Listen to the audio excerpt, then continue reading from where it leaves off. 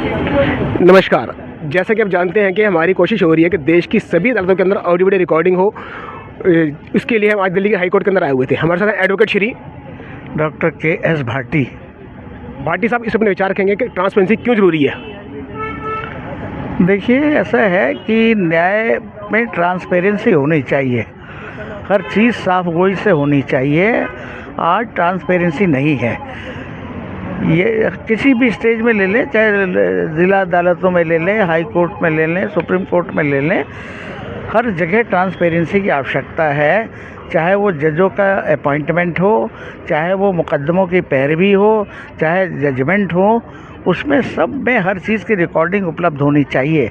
और आशा है कि आगे आने वाले समय में ये संभव हो जाएगा, क्योंकि अभी डिजिटलाइजेशन हो गया है, सुप्रीम कोर्ट में भी हो गया है और हाई कोर्ट और ज़िला अदालतों में भी हो गया है। तो वो ऑटोमेटिक रिकॉर्डिंग हो रहा है उसमें। लेकिन आज भी जो आदेश लिखे जाते हैं या एविडेंस लिखी जाती है, वो जो है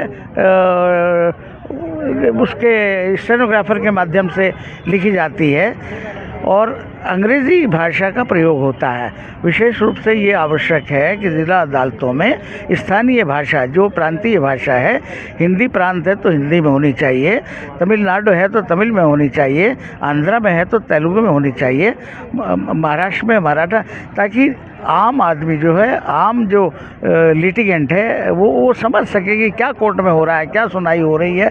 तो इसलिए ये बहुत आवश्यक है कि अब मान लीजिए अपील में जाते हैं, हाई कोर्ट में जाते हैं, सुप्रीम कोर्ट में जाते हैं, नीचे की अदालत में क्या हुआ है, अगर ये रिकॉर्डेड है तो कोई उससे पलट नहीं सकता, वो तो लिखा ही होगा।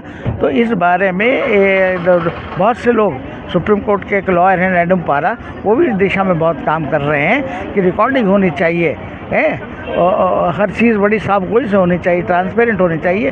तो ये आवश्यक है कि न्याय प्रक्रिया जो है वो ट्रांसपेरेंट हो, सबकी समझ में आए, मातृभाषा में रिकॉर्डिंग हो, मातृभाषा में बहस हो। जहाँ अंग्रेज़ी लाजमी है, सुप्रीम कोर्ट में बहस होती है, सुप्रीम कोर्ट में बाहर का वकील आता है, महाराष्ट्र का भी आता है, तमिलनाडु का भी आता है, गोवा का भी आता है, तो वो अंग्रेज़ी सबको नहीं आती उसमें, तो वहाँ अंग्रेज़ी बोलना ज़रूरी है। लेकिन जहाँ तक संभव हो, जैसे अब देखते हैं, हम चलन देखते हैं, हम दिल्ली हाई कोर्ट में भी देखते हैं, सुप्रीम कोर्ट में भी यहाँ तक देखते हैं कि जो जजेज हिंदी जानते हैं, अगर कोई आदमी कोई अपनी बात हिंदी में पेश करना चाहता है, चाहे वकील हो चाहे वो मुवक्किल हो, तो वो भी सुनते हैं और सुनवाई होती है।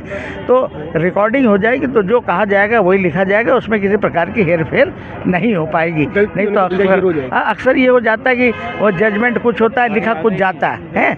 तो इसलिए ये ज़रूरी है कि हर चीज़ की सारी proceeding from A to Z in high courts, in supreme court, in lower courts, everywhere it should be recorded and it should be transparent और मातृभाषा में हो, इस बात पे जोर देना चाहिए। इसीलिए सर कहा था कि वकील कह रहे हैं इंटेलेक्चुअल कौम है, बुद्धिजीवी है। आपके सामने इन्होंने 5 मिनट के अंदर वो सब कुछ कह दिया जो देश की जनता कहना चाहती है कि देश की अदालतों में ऑडियो रिकॉर्डिंग होनी चाहिए। अगर आपको लगता है कि वकील साहब की आवाज़ और हमारी आवाज़ हम आपकी बात ही कह रहे हैं, तो कृपया इस चैनल को सब्सक्राइब करके लाइक कर दीजिए, शेयर कर दीजिए, जिससे कि लोगों तक आवाज़ पहुँचे। बोलो अपने विचार। लो जी, मैं बोलता हूँ अभी, रुक जाओ। हाँ जी सर। एक मिनट। देखिए जी, मुझे बड़ा अफसोस होता है, जो मैंने एप्लीकेशन लगाई थी उसमें जज साहब ने डेट पे डेट दी, लेकिन उसमें न्याय हमें नहीं मिला। थक हार के हम लोग भी हार गए कि क्योंकि बार बार यही क्वेश्चन आता है किस प्रोविज़न में क्यों लगाई जा रही है। तो ये बड़े अफसोस की बात है। ऑडियो रिकॉर्डिंग हम लोग चाहते थे, मेरा क्लाइंट चाहता था, हम भी चाहते थे, ताकि ट्रांसपेरेंसी लाई जा सके केस में, जो कि आज तक पेंडिंग है एप्लीकेशन हमारी। Thank you. देखा आपने जैसा देखा कि आपने वकील सभी एफर्ट्स कर रहे हैं, लेकिन उनके एफर्ट्स की उनको सलाह नहीं मिल रहा। इट मीन्स कि अगर वहाँ पे ऑडियो रिकॉर्डिंग होती तो वकील साहब अपने क्लाइंट से कितने एफर्ट्स कर रहे हैं वो दिखता आपको। धन्यवाद आपका।